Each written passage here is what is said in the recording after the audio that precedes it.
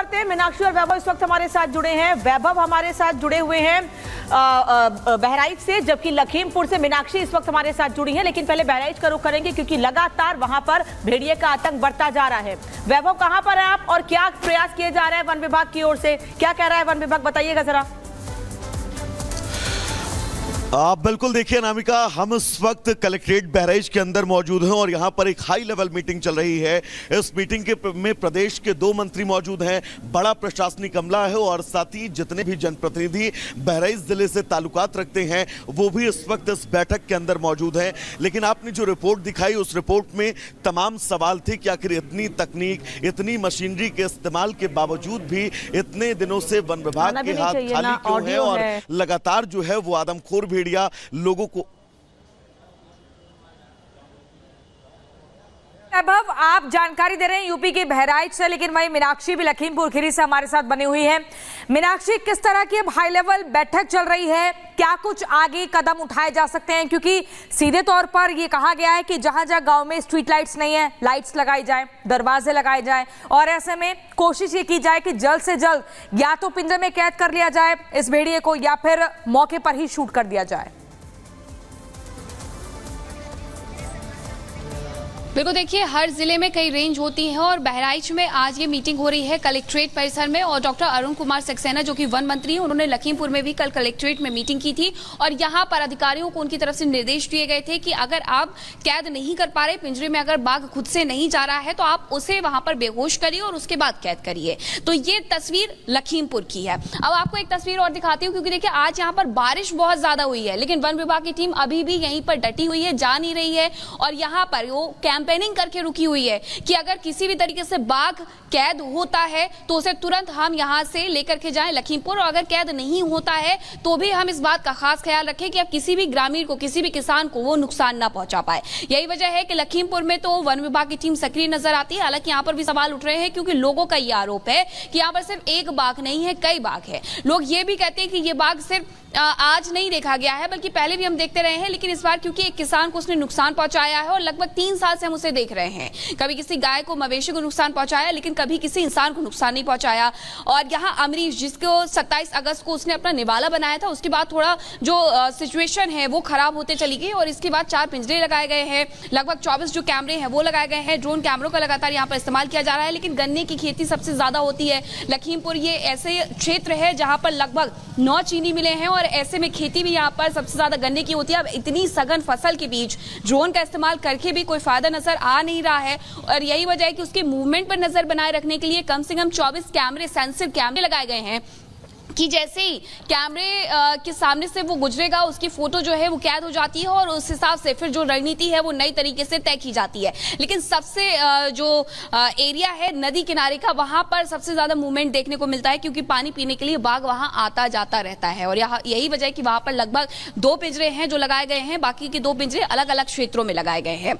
लेकिन अभी भी यहाँ के लोगों की अगर हम बात करें तो वो डरे हुए, सहमे हुए नजर आते हैं, जो ये कहते हैं कि खेत में बहुत सारे काम है, कहीं हमें जाना अपनी फसल काटने के लिए, कहीं हमें लगाना है, लेकिन हम नहीं जा सकते हैं। एक तो अकेले निकलने के लिए वन विभाग की टीम द्वारा मना किया गया है, दूसरा लोग खुद भी हिम्मत नहीं जुटा पा रहे हैं कि जाएं और अपने जो मवेशी हैं उनके लिए भी कहीं ना कहीं वो चारा। बिल्कुल मीनाक्षी, लोगों को लगातार जागरूक किया जा रहा है और कहा जा रहा है कि अकेले मत जाइए, अपने बच्चों को भी घर से बाहर मत निकलने दीजिए, बहुत ख्याल रखने की जरूरत है। लेकिन राघवेंद्र भी हमारे साथ जुड़ गए हैं बहराइच से।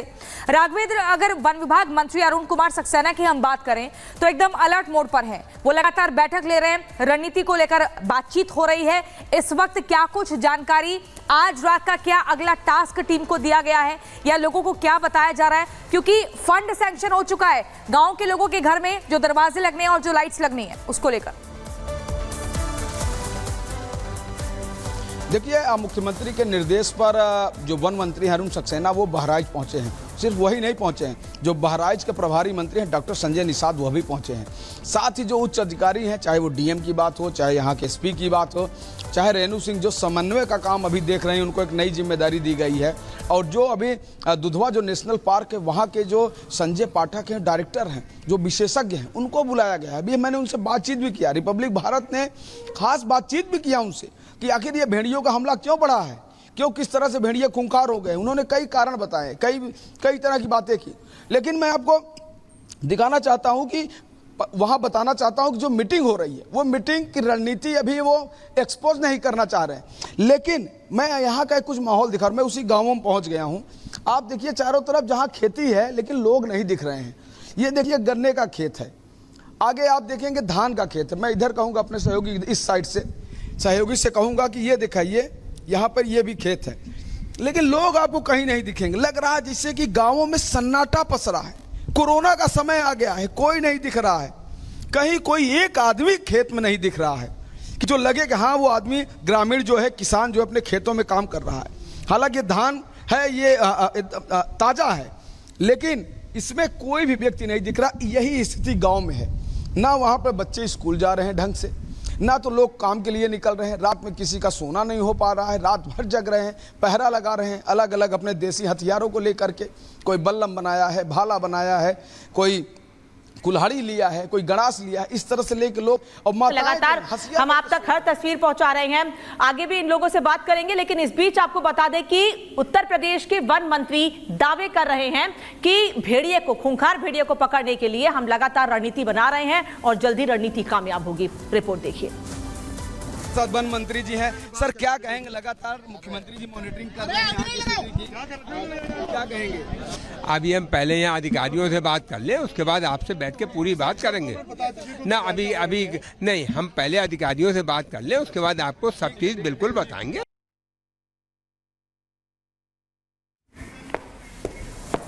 तो आप सुन रहे थे वन विभाग मंत्री अरुण कुमार सक्सेना को, जिनका सीधे तौर पर कहना था कि पहले हम टीम से बात कर लें, वन विभाग के लोगों से बात कर लें, उसके बाद हम मीडिया के सामने आकर अपनी बातों को रखेंगे।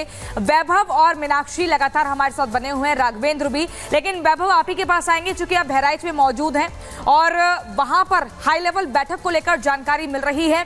ऐसे में बैठक का क्या है, कब तक बैठक चलेगी और उस गाँव में क्या कुछ बदलाव देखने को मिल रहे हैं?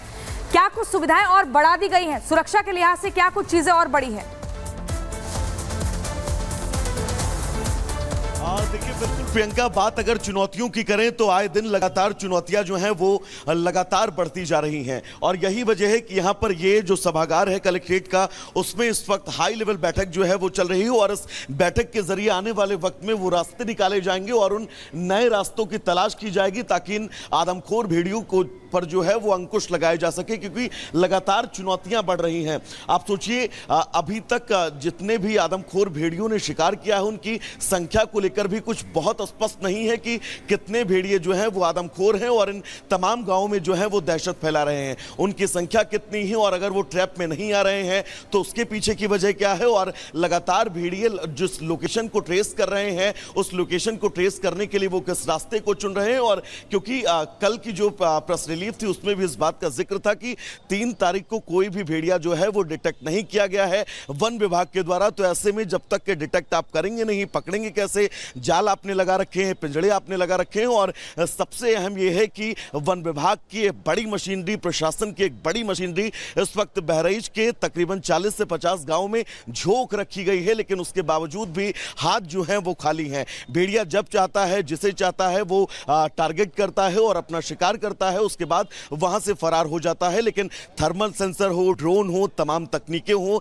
इन नई तकनीकों को भेड़िया जो है वो चुनौती दे रहा है और ये बहुत अहम है कि अगर इसी तरह स्थितियां वैभव बता रहे हैं कि क्या रणनीति बनाई जा रही है बहराइच कलेक्ट्रेट में भेड़िए को पकड़ने को लेकर। लेकिन हम आपको एक रिपोर्ट दिखा दें कि कैसे लोग अपने स्तर पर ही प्रयास कर रहे हैं कि भेड़ियों की भूख से वो अपने बच्चों को बचा सकें। लोग हाथों में लाठी डंडे लेकर अपने बच्चों को बचाने के लिए प्रयास कर रहे हैं और अब खुद ही लोग घरों में दरवाजा लगा रहे हैं, जैसे कि दरवाजा लगाकर वो अपने बच्चों को भेड़िए की भूख से बचा सके। एक रिपोर्ट देखिए।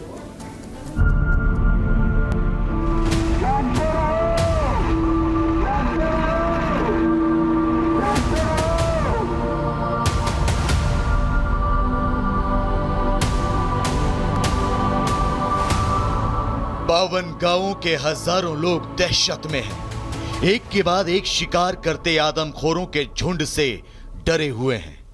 दिन रात की नींद उड़ी है, खुद अपने गांव में पहरा दे रहे हैं। अपने मासूमों को भेड़ियों के आतंक से बचाने के लिए तमाम कोशिशें कर रहे हैं, लेकिन इन आदमखोरों का आतंक खत्म होने का नाम नहीं ले रहा।